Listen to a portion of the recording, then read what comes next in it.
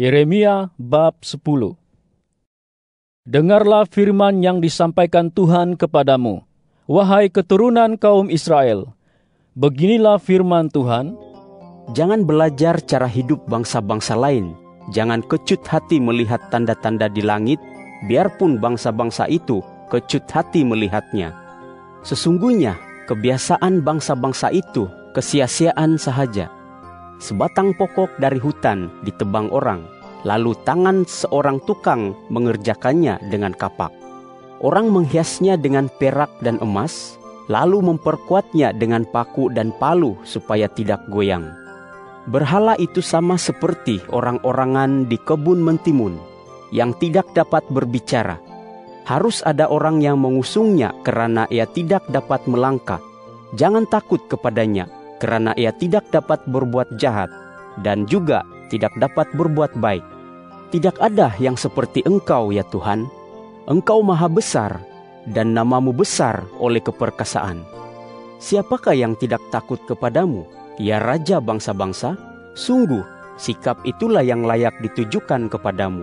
Karena antara semua orang bijak daripada semua bangsa dan dalam seluruh kerajaan mereka, tidak ada yang seperti Engkau. Mereka itu semata-mata dungu dan bodoh, diajar berhala-berhala yang kayu belaka. Perak tempaan dibawa dari Tarsis dan emas dari Ufas. Berhala itu buatan tukang dan buatan tangan tukang emas. Pakaiannya ialah kain biru dan kain ungu, semuanya buatan para ahli. Tetapi Tuhan ialah Allah yang benar. Dialah Allah yang hidup dan Raja yang kekal. Bumi bergoncang karena murkanya, dan bangsa-bangsa tidak dapat menanggung amarahnya. Beginilah harus kamu katakan kepada mereka: para tuhan yang tidak menjadikan langit dan bumi akan lenyap dari bumi serta dari kolong langit ini. Allah menjadikan bumi dengan kuasanya, Dia menegakkan dunia dengan kebijaksanaannya dan membentangkan langit dengan pengertiannya. Ketika Dia memperdengarkan suaranya, riuhlah air di langit. Dia menaikkan kabus dari hujung bumi, membuat kilat menyertai hujan, dan mengeluarkan angin daripada perbendaharaannya. Semua manusia itu dungu dan tidak berpengetahuan. Semua tukang emas menjadi malu karena patung ukiran mereka. Patung tuangan mereka ialah kebohongan, tidak ada nafas di dalamnya. Semua itu kesia-siaan, pekerjaan yang menjadi bahan ejekan, yang akan binasa pada waktu dihukum. Tetapi Dia yang menjadi pusaka Yakub tidaklah demikian, karena Dialah yang membentuk segala sesuatu, dan Israel ialah suku harta pusakanya. Tuhan alam semesta ialah namanya. Kumpulkanlah barang-barangmu dari negeri ini, wahai orang yang hidup dalam pengepungan, karena beginilah firman Tuhan. Ketahuilah, kali ini aku akan melontarkan penduduk negeri ini, dan aku akan menyesakkan mereka, supaya mereka merasainya. Malangnya aku karena lukaku, cederaku berat. Aku berkata, sesungguhnya inilah kesakitan yang harus kutanggung. Kemahku rosak, semua talinya putus. Anak-anakku telah pergi meninggalkan aku, dan tidak ada lagi yang akan membentangkan kemahku atau memasangkan kain-kain tiraiku. Para gembala menjadi dungu dan tidak mencari petunjuk Tuhan. Oleh sebab itu, mereka tidak berhasil dan seluruh ternakan mereka tercerai-berai. Dengar, suatu kabar datang. Ada kegemparan besar dari tanah utara yang akan membuat kota-kota Yehuda menjadi sunyi sepi, menjadi sarang kawanan serigala. Aku tahu, ya Tuhan, bahwa manusia tidak berkuasa atas jalan hidup sendiri, dan orang yang berjalan tidak berkuasa menetapkan langkahnya. Didiklah aku, ya Tuhan, tetapi dengan sepatutnya, jangan dengan murka-Mu, supaya aku tidak Kau tiadakan. Curahkanlah murka-Mu terhadap bangsa-bangsa yang tidak mengenal Engkau, dan terhadap kaum yang tidak menyeru nama-Mu, karena mereka telah melahap Yakub. Mereka melahapnya, menghancurkannya, dan meranapkan kediamannya. Yeremia bab 11. Demikianlah firman yang datang daripada Tuhan kepada Yeremia.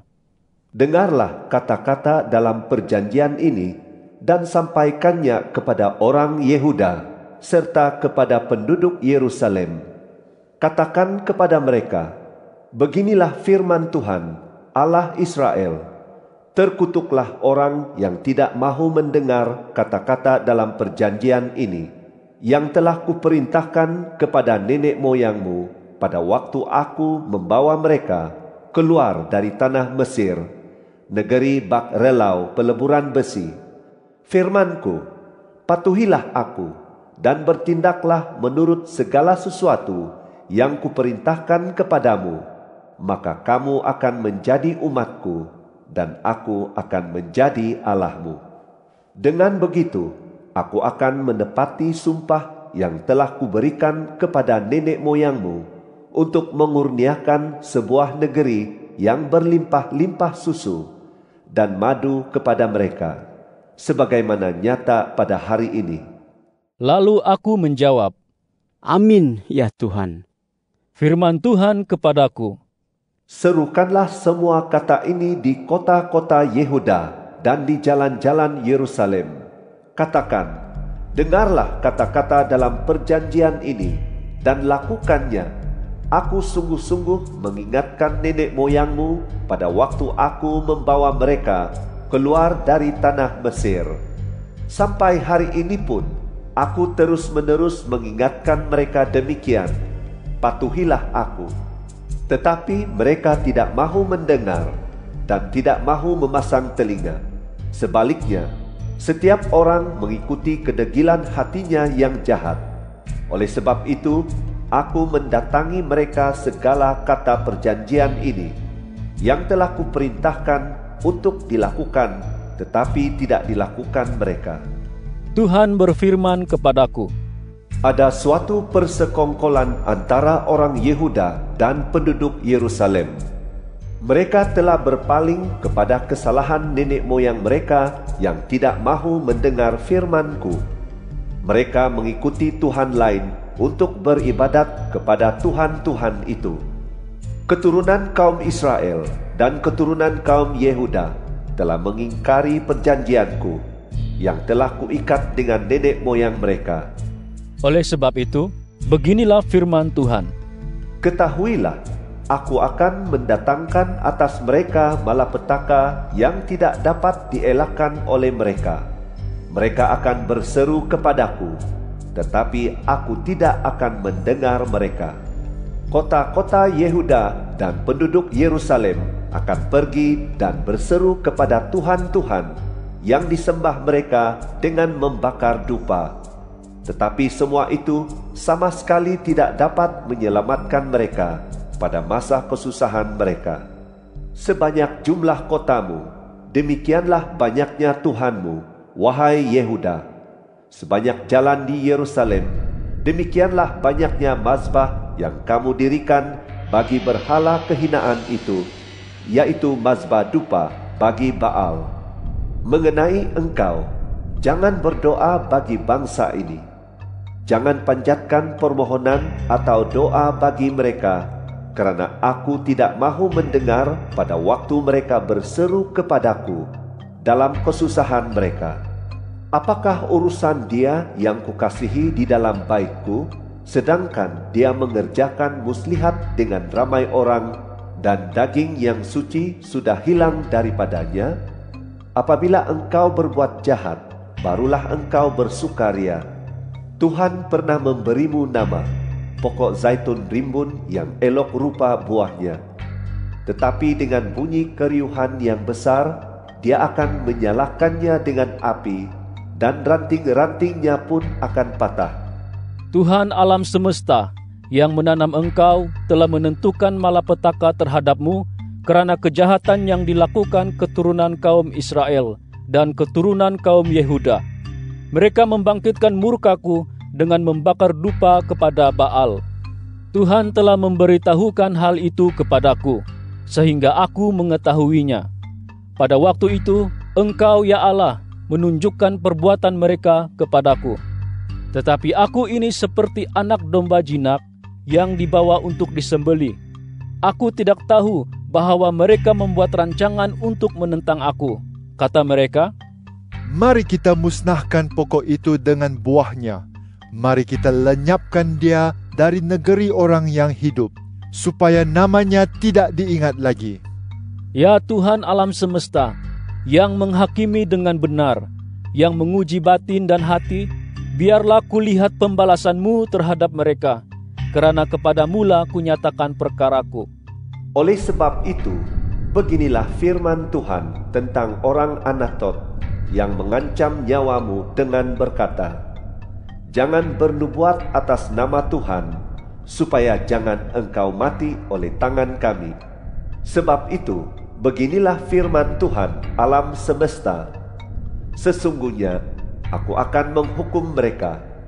Orang muda akan mati oleh pedang, anak-anak mereka baik lelaki maupun perempuan akan mati oleh bencana kebuluran. Tidak akan ada yang tersisa daripada mereka, kerana aku akan mendatangkan malapetaka kepada orang Anatot pada tahun penghukuman mereka."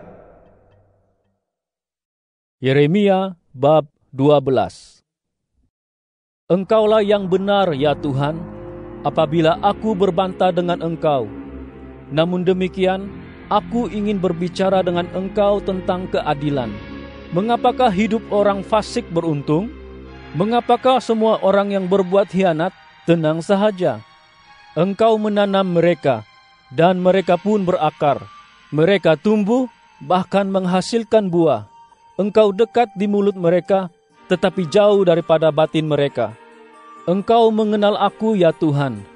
Engkau melihat aku dan menguji bagaimana hatiku terhadap Engkau. Seretlah mereka keluar seperti domba yang akan disembelih, dan khususkanlah mereka untuk hari penyembelihan. Berapa lama lagi negeri ini akan berkabung dan tumbuh-tumbuhan layu di segala padang? Kerana kejahatan penduduknya, binatang dan burung pun lenyap. Orang itu berfikir, Dia tidak akan melihat kesudahan kita.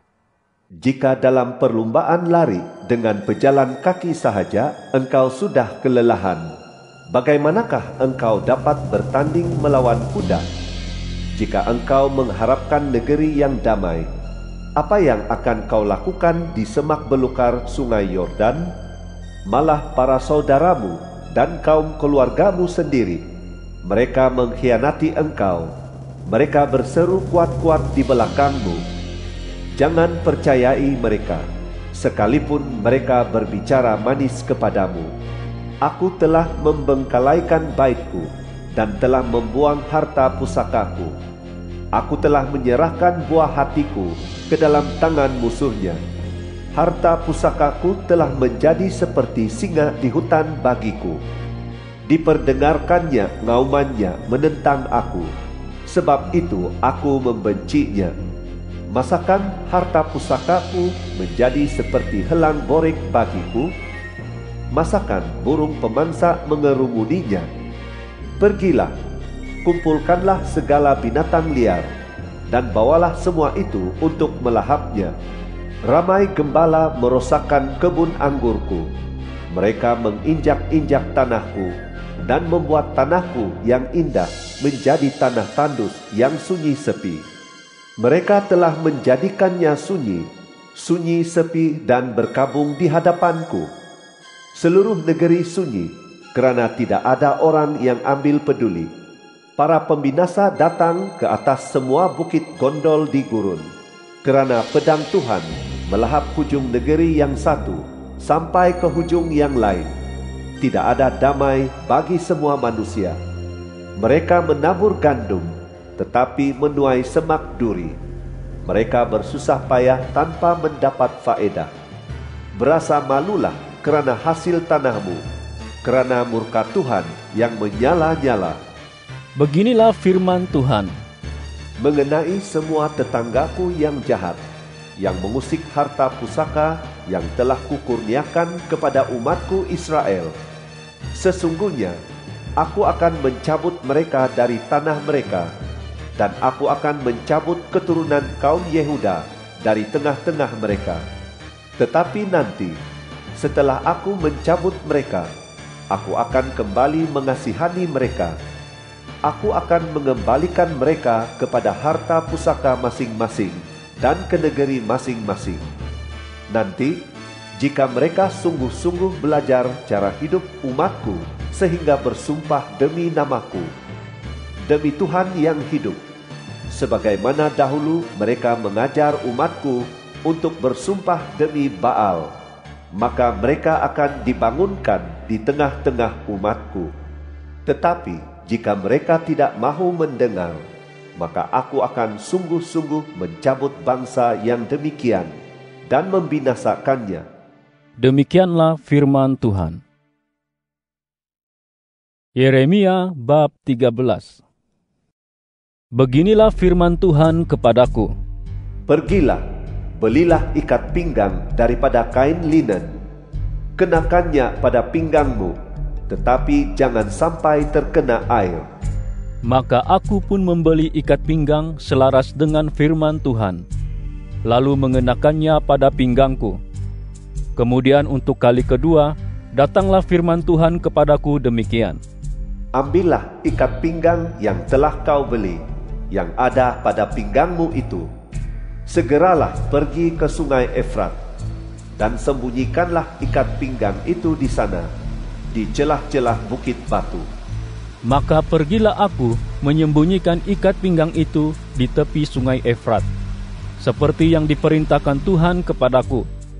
Setelah beberapa hari lamanya, Tuhan berfirman kepadaku, segeralah pergi ke sungai Efrat, dan ambillah dari sana ikat pinggang yang kusuruh kau sembunyikan di sana. Maka aku pun pergi ke sungai Efrat. Kulakukan penggalian dan kuambil ikat pinggang itu dari tempat aku menyembunyikannya. Ternyata ikat pinggang itu sudah lapuk, tidak berguna untuk apa-apapun. Kemudian datanglah firman Tuhan kepadaku. Beginilah firman Tuhan, demikianlah kelak kutiadakan kesombongan Yehuda dan kesombongan besar Yerusalem.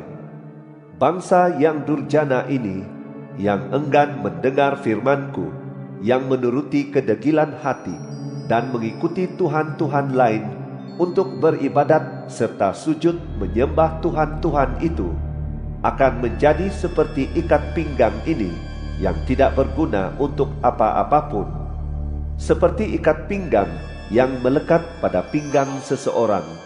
Demikianlah tadinya aku melekatkan seluruh keturunan kaum Israel dan seluruh keturunan kaum Yehuda padaku. Demikianlah firman Tuhan, supaya mereka menjadi umat yang ternama, terpuji, serta terhormat bagiku. Tetapi mereka tidak mahu mendengar. Katakanlah kepada mereka firman ini, beginilah firman Tuhan, Allah Israel, setiap buyung harus dipenuhi dengan air anggur. Jika mereka berkata kepadamu, tidakkah kami tahu bahwa setiap buyung harus dipenuhi dengan air anggur? Maka katakanlah kepada mereka, beginilah firman Tuhan, sesungguhnya aku akan memenuhi seluruh penduduk negeri ini, raja yang duduk di atas takhta Daud, imam, nabi, dan seluruh penduduk Yerusalem dengan kemabukan. Aku akan menghempaskan mereka atas satu sama lain, ayah dan anak sekaligus. Demikianlah firman Tuhan. Aku akan membinasakan mereka tanpa rasa sayang, tanpa rasa hibah, dan tanpa belas kasihan. Dengarlah dan pasanglah telingamu. Jangan sombong kerana Tuhan telah berfirman. Muliakanlah Tuhan Allahmu sebelum Dia mendatangkan kegelapan dan sebelum kakimu tersandung di atas pergunungan pada waktu senja. Kamu mengharapkan cahaya, tetapi Dia mengubahnya menjadi bayang-bayang maut. Dia menjadikannya kelam pekat. Tetapi jika kamu tidak mahu mendengar, aku akan menangisi kesombonganmu di tempat tersembunyi. Aku akan menangis tersedu-sedu dan menitiskan air mata, kerana kawanan domba Tuhan telah ditawan. Katakanlah kepada raja dan kepada bonda permaisuri, duduklah di tempat yang rendah, Kerana perhiasan kepalamu telah diturunkan, yaitu mahkota kemuliaanmu. Kota-kota di tanah Negeb ditutup dan tidak ada yang dapat membukanya. Seluruh Yehuda diangkut ke tempat pembuangan. Semuanya diangkut ke tempat pembuangan. Layangkanlah pandangan dan lihatlah orang yang datang dari utara. Di manakah kawanan ternak yang diberikan kepadamu, kawanan domba yang kau megahkan itu? Apakah yang akan kau katakan apabila diangkat menjadi kepalamu, orang yang kau latih menjadi sekutumu? Tidakkah rasa sakit akan mencengkam engkau seperti halnya perempuan yang bersalin? Jika engkau bertanya-tanya dalam hatimu, mengapa hal-hal ini terjadi kepadaku? Itu terjadi karena banyaknya kesalahanmu, sehingga hujung kainmu disingkapkan dan engkau diperkosa. Dapatkah orang Ethiopia mengubah kulitnya, atau harimau bintang mengubah bintiknya? Jika dapat, maka kamu pun yang biasa berbuat jahat akan dapat berbuat baik. Aku akan mencerai-beraikan mereka seperti tunggul jerami yang diterbangkan angin gurun. Inilah nasibmu, bahagian yang telah kutakar untukmu. Demikianlah firman Tuhan. Kerana engkau telah melupakan aku dan mempercayai dusta, aku pun akan menyingkapkan hujung kainmu sampai ke mukamu sehingga aibmu kelihatan, yaitu perzinaanmu dan ringkikan berahimu, persundalanmu yang lucah di atas bukit-bukit di padang. Aku telah melihat perbuatanmu yang menjijikkan itu. Malangnya engkau, wahai Yerusalem, berapa lama lagi engkau tidak mahu disucikan?